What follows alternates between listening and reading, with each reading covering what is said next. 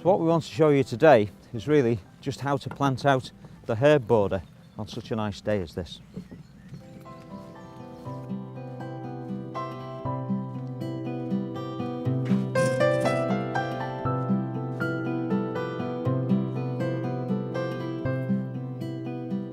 So here we're starting out to plant our new bed of herbs. It's a lovely border here. It's really sunny, as you can tell, and the great thing about herbs is they produce a lot of aromatic oils. So as the weather gets better and it gets warmer, and when they're brushed against, you'll get this wonderful smell along the path here. Just a few words of warning, because these plants have been overwintered down between the glass houses, so they're putting on some really nice lush growth now after the winter. But they've been grown in pots, and we used them last year and kept them in pots. But now what we need to do is get them planted out. And the important thing about it is that these two plants here are obviously mint. And the thing about mint is that it will go mad and take over the garden if you're not careful. In an ideal situation, we'd need to plant these mint inside a drain pipe, because they will take over the whole garden. So the best thing to do is sink a drain pipe into the ground and then just drop the herb inside the drain pipe with some soil and let it grow. It's contained then and it can't get out. So that's one of the better ways of doing it. Failing that, you could just drop it in a bigger pot. So pot it up into a bigger pot and then sink the pot in the ground, and that would do exactly the same thing. In the old days, they used to make little boxes of slate, lined with slate, to stop the things escaping. Better plants are things like the southernwood, of course, and again these Artemisia, wonderful smell when you brush the leaves.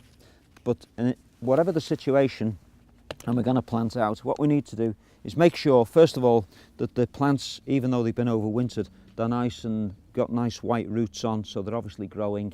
We have to make sure that they're wet as well, so they've been watered, and make sure that we just scrape out the bottom of the plants here, just to make sure that the roots are loose and ready to go. And then it's simply a matter of, it depends really. We've had a very dry spell here, but if you dig down deep enough, you'll get some moist soil. This is the important thing about having them watered before you start, and then just drop them into the soil, just tuck them in and make sure that again, you'd need to water them afterwards, and that's the start of our new herb bed. So other plants that we'll grow, I mean, there are obviously lots of herbs that you can use in the garden. Here's another mint. This is apple mint, so it smells of apples. It's far more robust, and you can see the reason why you need to restrict these things. If you put them in the garden, you see how robust this is just in a pot, so you can imagine if it got loose in the garden. So you need to think about those. But other plants that we'll often use in herb gardens are kind of traditional, but we probably would never use them. So this is an English mace. And you know, it has flowers on like a little chrysanthemum, a single chrysanthemum, but we probably never use it, but we expect to see it in a herb garden, along with plants like the Nepeta, the catmint.